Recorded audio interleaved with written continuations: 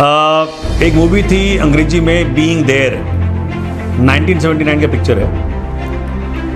उसमें होता ये है कि एक कोई गार्डनर है, कोई माली, एक्सीडेंट हो गया जो उसका। और जो एक्सीडेंट हो गया तो कोई बड़ा आदमी था, तो उस बड़े आदमी ने सोचा कि भाई एक्सीडेंट हो गया, सो अपने घर ले चलते हैं, कुछ समय वहाँ रखेंगे उनको और उसके बाद फिर ठीक ठाक हो जाए छोड़ देंगे। अब वो घर गए। अब घर गए तो वो सिंपल जवाब दे।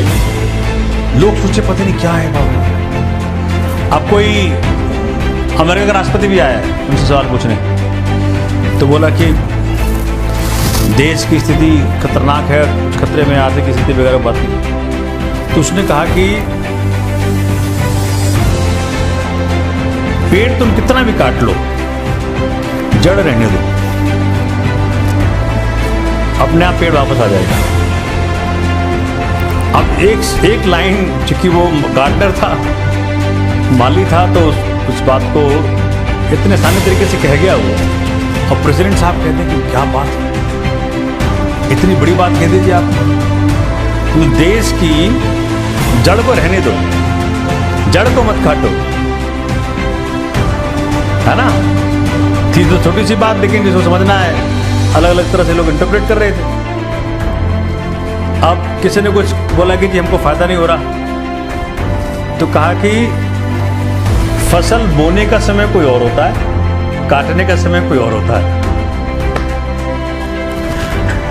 अब एक गार्डनर ने ऐसे आंसर दिए अपने अनुभव से, अब वो आंसर लोगों को बहुत भागे। तो जिंदगियों की समस्याओं का समाधान जो कॉम्प्लेक्स नहीं, अगर सोचना हो, अगर करना हो, अगर नियत ठीक हो, समाधान ऐसे। नहीं तो बड़े बड़े कंसल्टेंट बैठ रहे हैं और क्या क्या हो रहा है, वो एनालिसिस बन रही है। नहीं तो अमेरिकन प्रेसिडेंट को सलाह देना हो तो पता नहीं कितने बड़े बड़े लोग बैठेंगे सलाह देने के लिए।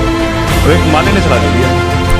क्या सलाह दिया कि जड़ को रहने दो, जड़ ना काटो, पेड़ अपने आप वापस आ जाए। तो लाइफ इतनी आसान है। अभी जो शिवाजी वाली कहानी बताई आपको, मतलब अगर कहने का होता, वो डांटते अपने लोगों को कि तुम्हारी जरूरत कैसे हुई, लेकिन बात में कह दी, बात भी हो गई और मालूम ही नहीं पड़ा क्या हुआ, है ना। वो कहानी ऐसे है भैया कि किसी, चूंकि वो गुरिल्ला वार के लिए फेमस थे, गुरिल्ला युद्ध के लिए बड़े फेमस थे शिवाजी, तो उन्होंने कोई छोटा सा राज्य जीता।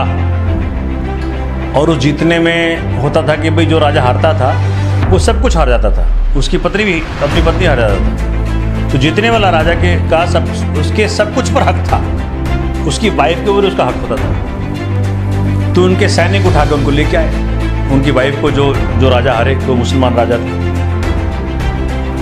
जब लेके आए तो आज जो शिवाजी के भक्त बनते हैं उनके लिए खास करके कहानी बड़ी जरूरी है कि जब उनकी वाइफ को पेश किया उनके लोगों ने शिवाजी के सामने, तो शिवाजी अचंभे में पड़ गए कि भाई उसको कैसे काउंटर करें। तो कहा उनको देख के कि अगर मेरी माँ आपकी तरह सुंदर होती तो मैं और भी सुंदर होता।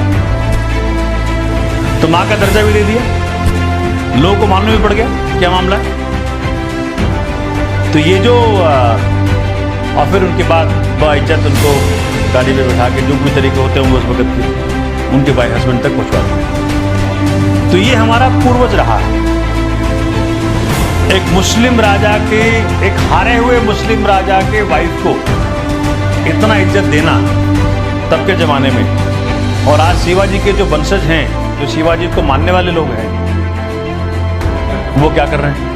ठीक है, तो हमारा इतिहास तो ठीक है, लेकिन आजकल के लोग ठीक नहीं है, उसको लागू करने वाले लोग ठीक नहीं है। इसलिए कम से कम इसी कहानी के माध्यम से सीख लो कि शिवाजी क्या चाहते थे, है ना।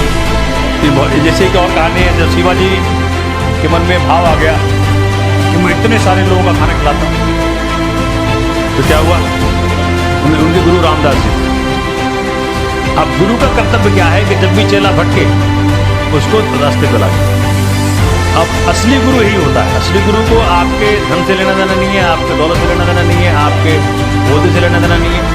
असली गुरु चाहता है कि हमारा शिष्य इन चीजों से उभरे और आध्यात्मिकता के ऊपर चले। तो उनके ऐसे भाव को ठीक करना था। तो कहा कि शिवा, अपने जैसे अपने शिष्य को गुरु साहब बोल रहे हैं, शिवा वो फलाने पत्थर को तोड़ो। तो उन्होंने लगाए अपने लोगों को तोड़ने के लिए। जब तोड़ा, जब पत्थर दो हिस्सा हुआ तो पत्थर के बीच में पानी और पानी के बीच में मेढक और मेढक के मुंह पे एक घास का तिनका। तो शिवाजी को पूछा उन्होंने गुरु रामदास जी ने कि शिवा इसे कौन खाना दे रहा है? तो अहंकार ही आपका मेन दुश्मन है। अगर अहंकार गया तो आप और आपकी खुशी में वही अड़चन आ रहा है। मेन अड़चन वही है, आपके अहंकार आपका खुशी खाया जा रहा है और आप समझ नहीं पा रहे दुश्मन कहाँ है। तो समझते दुश्मन बाहर है, दुश्मन ये है, दुश्मन वो है, दुश्मन वो है, लेकिन वो कभी नहीं देखता कि भाई हमारे अंदर क्या कमी रह गई। ये गारंटीड है, हर व्यक्ति अपने दुख का खुद ही कारण है, वो छोड़ता ही नहीं है, पुरानी चीज छोड़ता ही नहीं है। पुरानी छोड़ो तब तो आगे बढ़ोगे तुम। जैसे कुछ दोस्त मिल गया, कुछ दोस्ती यारी हो गई, फिर याद आ जाता है, अरे तुमने तब मुझे ये कहा था, तुमने तब, तुम्हारी हिम्मत कैसे हुई? पुराना छोड़ता नहीं है तो नया आया कहां से? जगत उतनी है। जैसे कि वो 4 शराबी थे, 4 शराबी थे।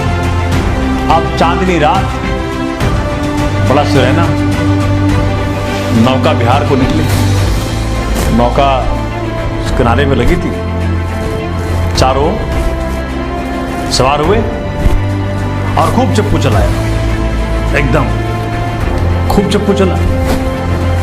रात को बैठे थे, जब सूर्योदय हुआ तो आँख खुली तो देखा, अरे कहीं बढ़े नहीं है। तो कहा कि भाई